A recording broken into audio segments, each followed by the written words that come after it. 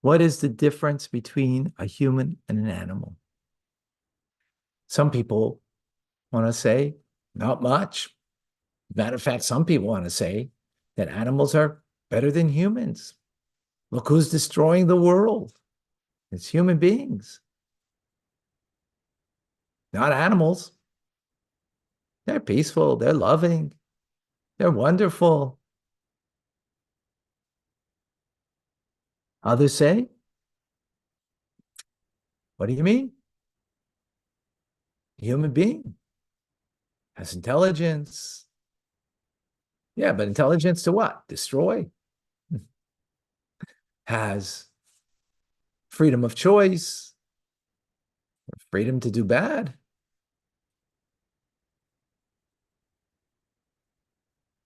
Now, of course, we know there's greater value in being a human being, especially the fact that the Torah tells us that Adam was the last one to be created because the world was set all for him. It's all for us. The world was created for me, not for the animals. Yet, there's an animal in us too. There's an animal soul in us that's negative. But there's another form of animal that is positive.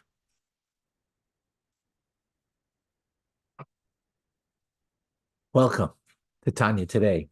I'm Rabbi Brownie Fine, coming to you from Chabad Zichron Kadeshim in Montreal, Canada. It's a privilege and a pleasure to share with you the Tanya.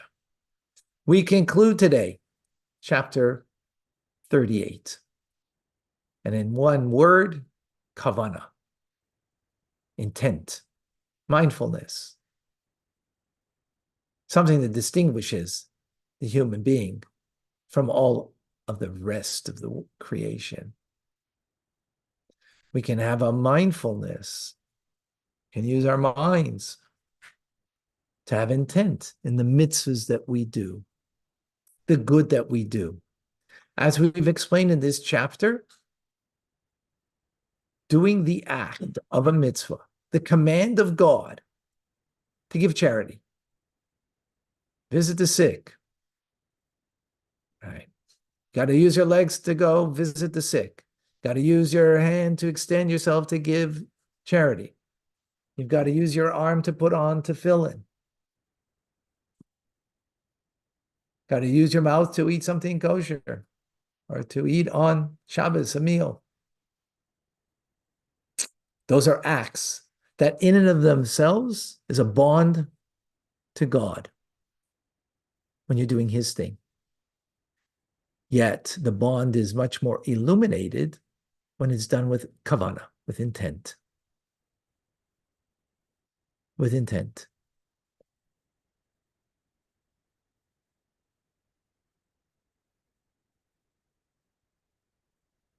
So we spoke previously that God creates the world through his name, the tetragrammaton, Yud-Ke, Vav-Ke, Yud and a He, and a Vav and a He.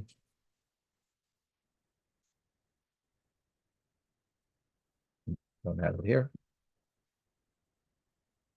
And when we break it down, in this instance, the latter two letters, the Vav and the He, refer to the action of the mitzvah that God animates and gives life from him, from his holy name, direct energy and vitality and light of God. So when you do a physical act of just putting on the tefillin, giving a coin to charity, in the very act itself, you're bound up to the latter Hey in God's name. And then when you speak prayers, blessings, words of Torah, you're connected to the letter Vav of God's name. And that's all through speech and action, but not the mind, the thoughtfulness, thoughts, or heartfelt connection That's kavana, intent. That's connected to the first two letters of God's name, Yud and a Hey. And with this, there's a distinction. The Yud is in reference to the human being, and the Hey is in reference to the animal kingdom. What's the difference between a human and an animal? It's simple. Mind, intelligence. We could figure out a problem with our minds. The only thing an animal can do with their minds is to figure out how to get their prey. But they don't have an intelligence as we do at all. But the human being has an intelligence, which the metaphor for this is that when we have intent using our intelligence, meaning that we understand God, we know about God, we understand Seder Ishtalshalis, for example, the process of creation. We understand God's name and how that gives vitality. And you name it. That's when you understand, that's analogous to the human being who has intelligence and freedom of choice. You're free to choose to understand the ways of God. And with that, you then brings it to your heart that you feel something in your heart in a connection to God. That's human. And you do the mitzvah as a result of that. Love and awe that you have that was produced because of an understanding of your relationship to God, God's relationship to the world, God, how he's beyond the world, and so on and so forth. That's not a simple level of intent because you need to know a lot of divine wisdom. Meditate on it, think about it, allow it to be, in your headspace that feeds your heart. It's in your heart.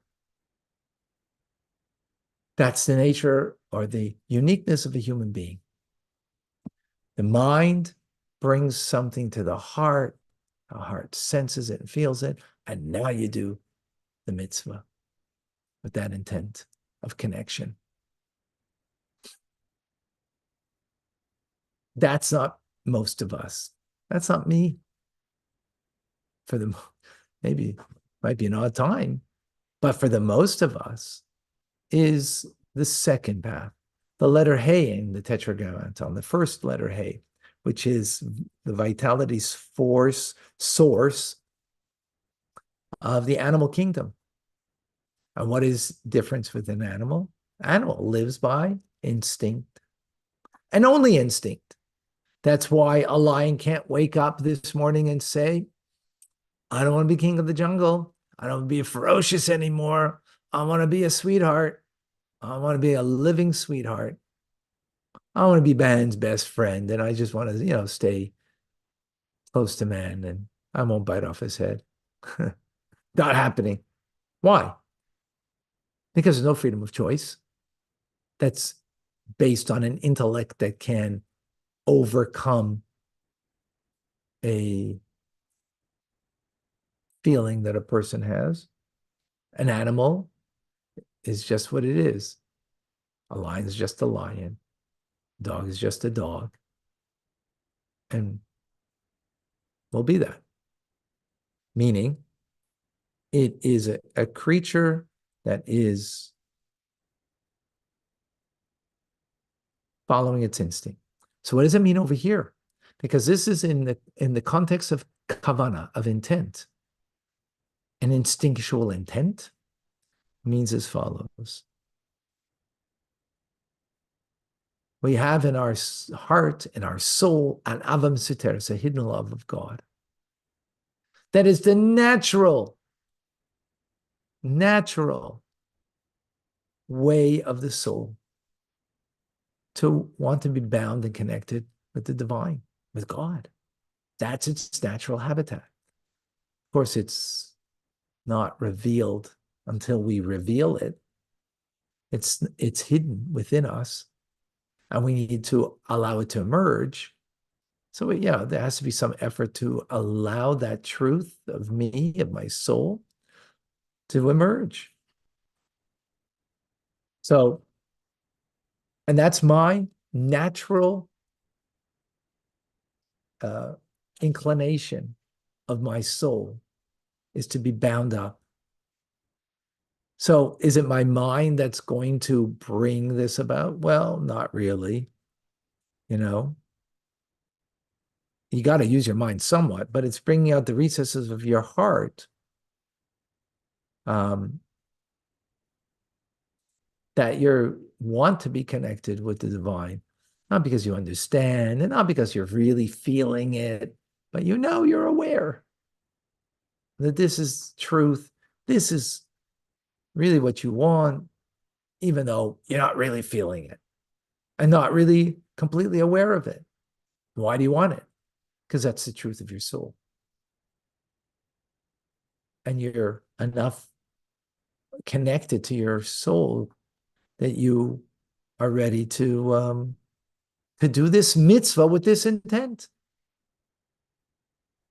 Now, when will this soul truly be completely given over to God? Is when it comes to martyrdom,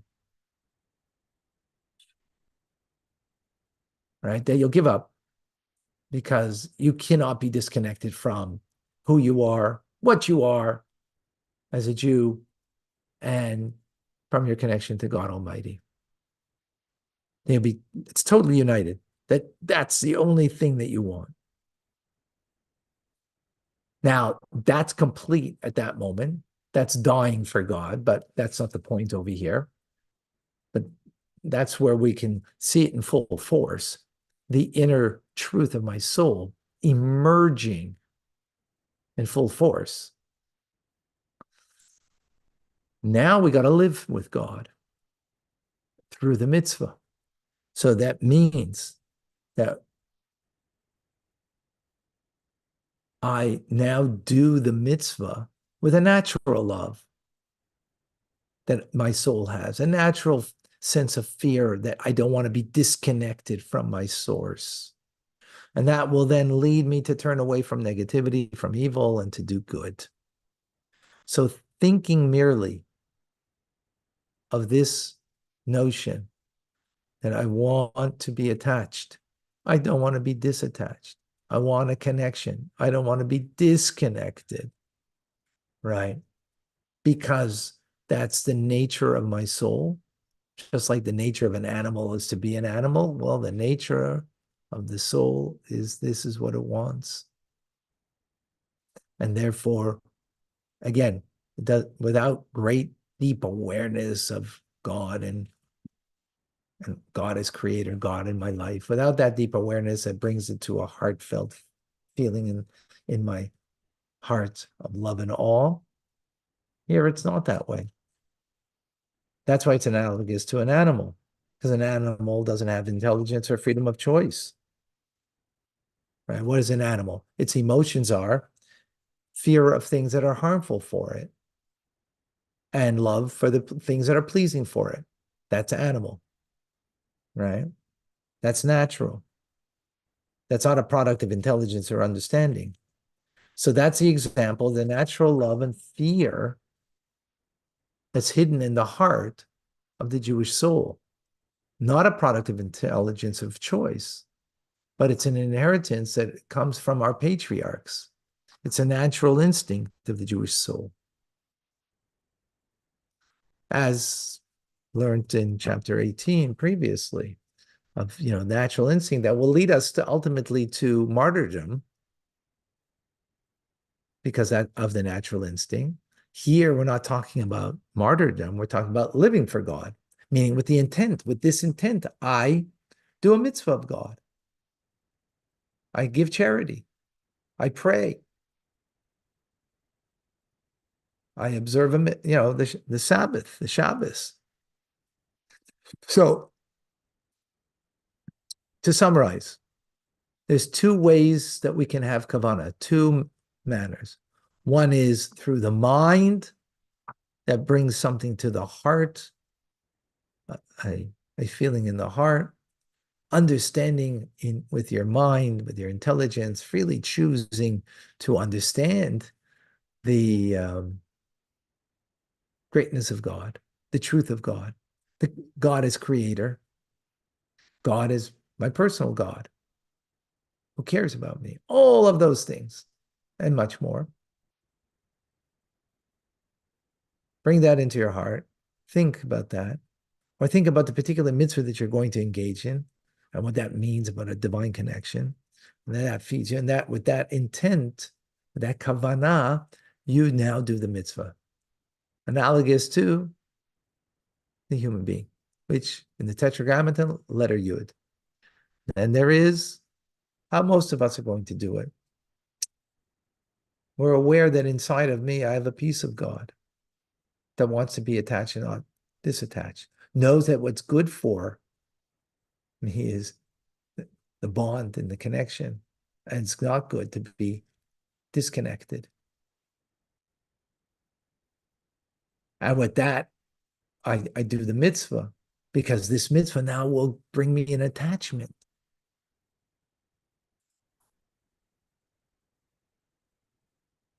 Very profound, very beautiful. Any questions, any comments? Just to mention once again that we're working on our YouTube station, that whoever can watch the class on YouTube, on youtube.com/Tanya Rabbi, will help us in our goal to get monetization from YouTube and our goal to reach many more people. So if you can, that would be amazing. Watch on YouTube or anything of Tanya Rabbi on YouTube that you can watch at any time is amazing. Because well, aside from obviously the obvious amazing thing is from the teachings itself, but moreover, it will allow us, greater viewership and monetization. What's the address again? youtube.com/Tanya Rabbi. Easy, huh? Yeah, easy enough.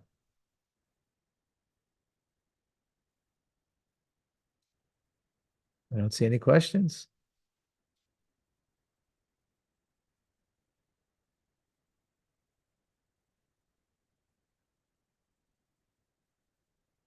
Oh, lists. Having lived with animals for many decades, I do believe that there's definitely have souls. They express the same emotions as humans. They dream and they do things that can be heroic, as well as caring and many other things that people do. Yeah, but they do it. They don't have freedom of choice. We do.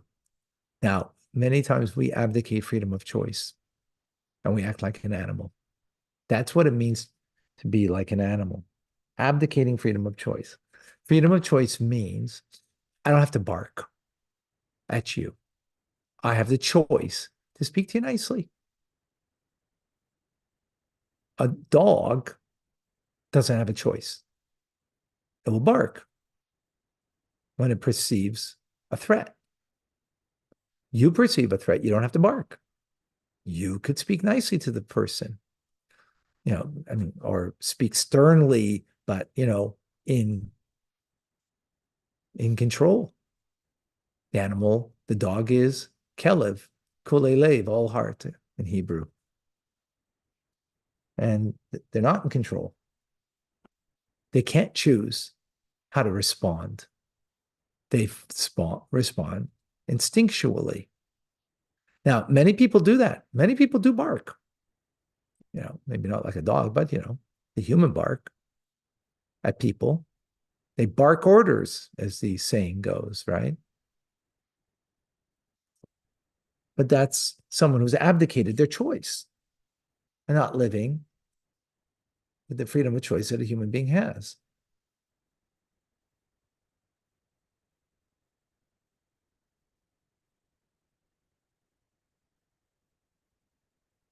Brett has a question. Oh, would it undermine this lesson in any way if animals did in fact have intelligence?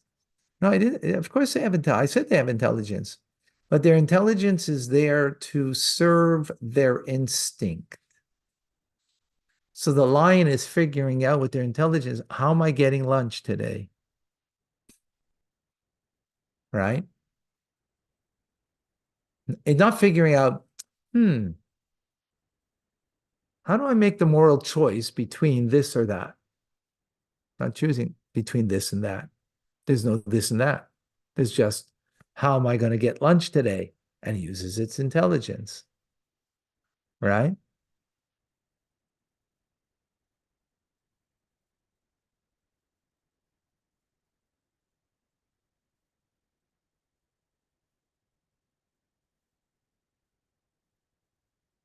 Some people want to say there's no difference between human and animal. They have intelligence, we have intelligence, right? So, yes, sometimes there isn't when we abdicate our choice. If we don't, and we understand that we have the freedom to choose between right and wrong, higher and lower, godly and animal, so then we could choose accordingly. But if we choose otherwise or think otherwise, yes, then we can't abdicate our choice and become like the animal. And some people, sometimes you might not be able to differentiate, right? And even an animal, that is doing things, it's because they've been trained by humans, not by an animal didn't train an animal. Interesting. The humans do train humans and animals. All right. I I know that animal lovers, they, you love your animals sometimes more than humans, and that's not good. And I know the reason why that is because they give you unconditional love. And from a human, you're going to get talk back. They might say something negative to you that's hurtful. Well, because they have freedom of choice. That's why. Right? And the animal doesn't. So it's just fulfilling its nature. And yeah, don't think it to be more valuable than a human, God forbid. Alicia Alice, why did Hashem cause the animal soul to be so powerful over the Nefesh Elokis?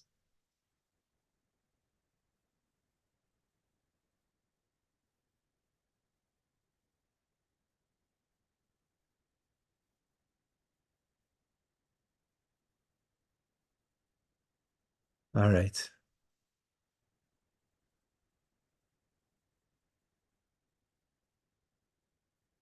Why is it so powerful? Good question.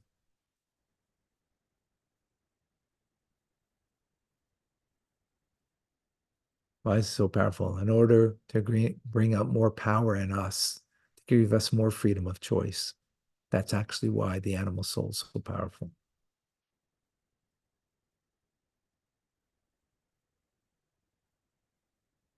All right, Julia, and maybe leave your comments for now. I don't think this is the appropriate place for it. Please. I'm Rabbi Ronnie Fine, coming to you from Chabad Zurich and Kadeshim in Montreal, Canada. It's a privilege and pleasure to share with you the Tanya.